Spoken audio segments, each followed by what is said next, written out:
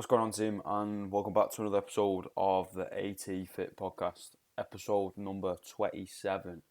Wow, we are absolutely motoring through it, and it's just me this time. We've not done a solo podcast in a while, so I thought I'd jump on and hit up a topic quite quickly. Hope we're all doing okay. Smashing our goals through the new year. Hopefully, you've not dropped off your New Year's resolution. Don't think of it as a New Year's resolution or something, a major thing you want to change for the new year or for the year or of yourself. Just think of it as daily little challenges, daily little to-do lists, daily little goals to keep you grounded, and just small little steps towards where you want to be.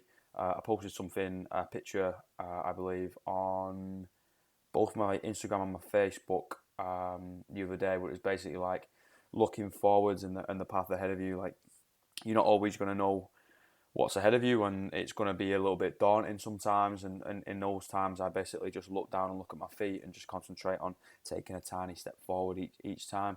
And eventually, whatever's in front of you is going to end up, you're going to end up be given whatever's in front of you, because obviously if you take a step forward and keep taking steps forward, then you'll eventually get there. Like, it's inevitable. Anyway, I digress. Episode 27. We are on rest days.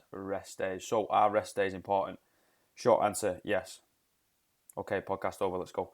No, I'm joking. Yes, they are important. Physiological and psychological reasons, of course. Getting in the gym and kicking your ass and training hard and pushing yourself and really testing your barriers is actually quite psychologically draining. And especially when you have other things going on in your life at the time, and your stress levels are naturally high, your cortisol is naturally high, then rest days are important, just to actually relax and try and calm down a little bit. And also, obviously that's when you actually recover. When you go to the gym, you don't actually get better, you break yourself.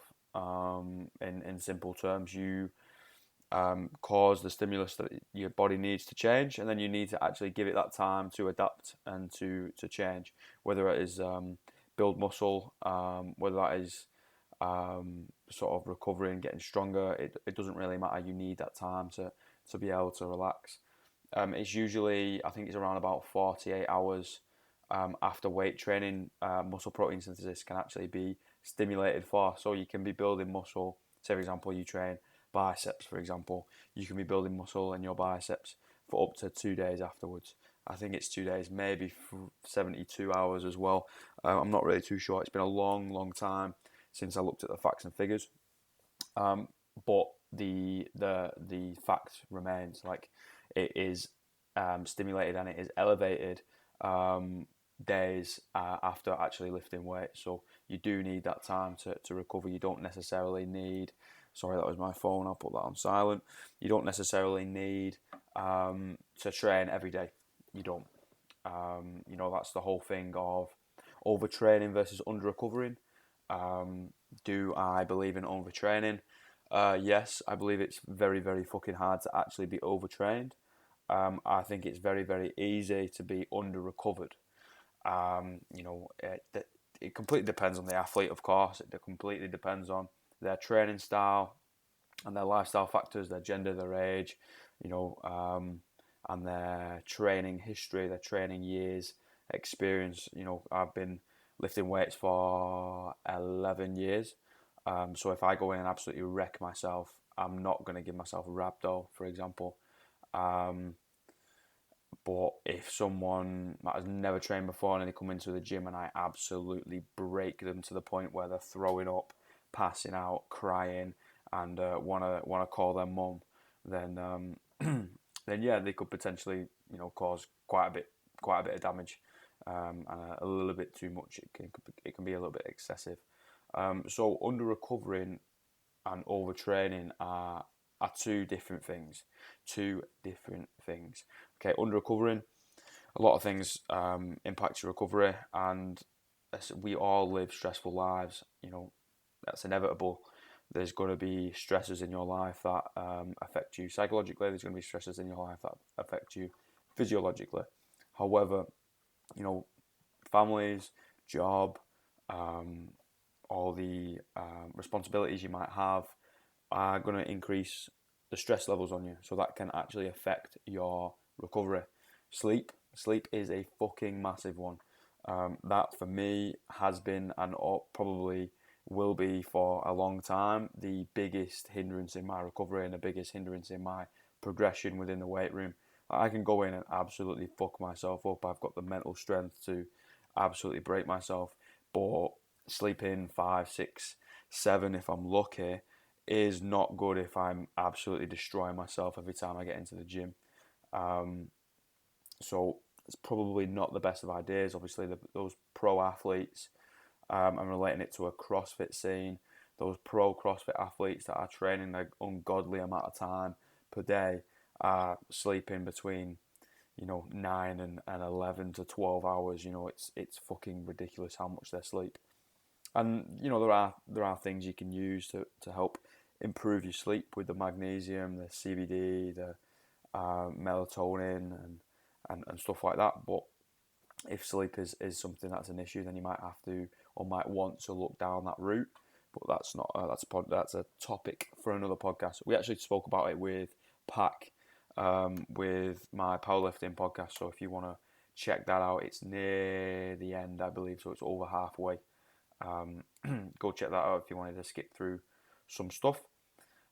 Anyway, rest days, yes, they are important. It allows your central nervous system to recover, especially if you are training heavy. Okay, if you're a powerlifter, if you're a weightlifter, you can't necessarily go into the gym 365 and max out. Like, that's not going to happen. We all know about periodization. You're going to peak and you're going to trough. There's going to be undulating. Ideally, the trend wants to be on the rise, because then obviously we're improving. And if the trend is staying where it is, then you're kind of just spinning your wheels and going nowhere. And if the trend is going down, then you're doing something wrong or you're not doing something right. You might not be training wrong, but your recovery might not be sufficient for the training load. There are times when I will have to reduce the intensity and the training volume of my program, of my training, because things are sort of heating up in other areas of life, and you've got to be okay with that. Like, I don't get paid to work out, and most of you guys won't get paid to work out, so you have to be able to be okay with, all right, well, this week, this month, or whatever is going to be, I'm going to get by in my training. I'm still going to improve. It's still taking steps forward, but I'm not going to get in and absolutely fuck myself up and spend 2.5 hours in there. And for me, it depends on the day of the week. Today I was able to get a good 2.5 hour session in, but I know for a fact tomorrow won't be like that. Thursday won't be like that. Maybe Wednesday I'll be able to get a good amount of stuff done. But other than that, the week is pretty rammed, and I'm not going to be able to get that done. And you have to be okay with that. You have to be okay with that. So, rest days. How many do you need a week? It completely depends on those factors I said before. So it's age, gender, training history, outside of the gym stressors, past injuries, and all these things come into a factor when when we're talking about rest days. How many rest days do I have in a week? 1 to 2. It depends, really. If I want to train on Saturday morning, I'll train on Saturday morning, but usually I'll train Monday through Friday and rest the weekend. So I can either work the weekend and not have to worry about getting to the gym. I can go chill out on the weekend and relax and recover. And it just gets me out of the gym environment. Monday through Friday, I'm always thinking about the next thing in the gym. I'm always thinking about how I can improve my coaching, my training, my how I talk to members, how I do this, all those little things. So that works for me. Although I get to Thursday and I'm beat up, and if I have a good Thursday session, Friday I'm fucked. So ideally, I would rest Thursday, train Friday, train Saturday. But for my sort of schedule going forward in the weekends, that's not gonna be ideal. So I have to change it a little bit. It's not gonna be optimal, but so be it. Life isn't optimal sometimes. You're gonna have to just deal with it and get it through. So how many rest days would I recommend for someone who is sort of new to the gym and just start weight training? Then genuinely, I'd start off with training 2 to 3 times a week. So obviously you have 5 or 4 rest days. That's quite a significant chunk.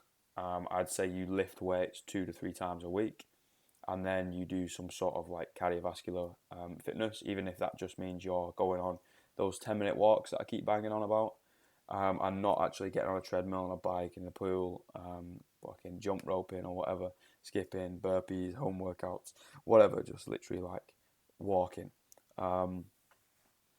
So if you're starting, I'd go there. If you're in the other end of the spectrum and we are through the elderly population, then again I would rest a lot of time. But I'd just get you moving. I'd focus on movement. I'd focus on cardiorespiratory health. So trying to improve the health of your heart, and just improving everything and moving around, and hopeful, and obviously teach you how to or coach you. I don't like using the word teach. Makes me think of an instructor, and I'm not an instructor, I'm a coach. I would coach you how to lift correctly so we can hopefully stave off the onset of osteoporosis, which is basically the softening of bones. And there's a great quote, I can't remember who said it originally, but there's a great quote where saying, we don't grow old because we stop playing. Oh, hold on. We don't, well, I can't actually remember. We don't grow old because we stop playing. No, basically it said, if you stopped playing, if you stopped moving, then that's when you actually grow old.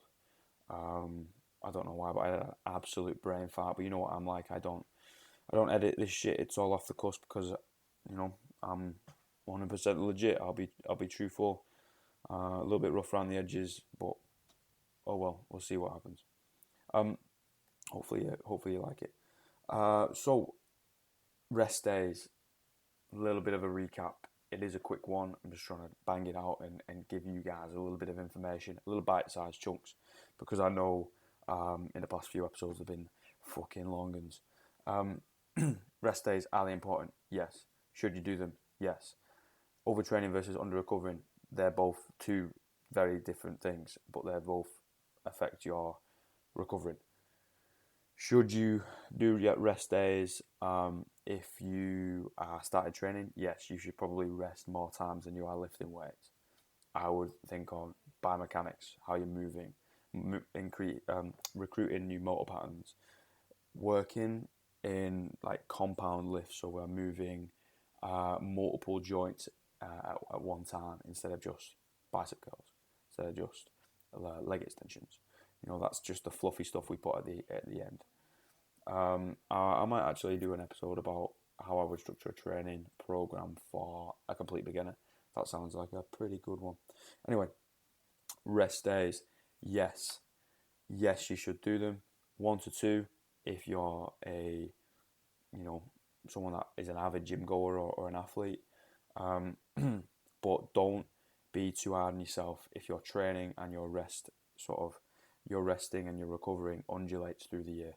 It goes through peaks and it goes through troughs. That's absolutely fucking normal. Right, team? Hope you enjoyed that bite-sized chunk on rest days.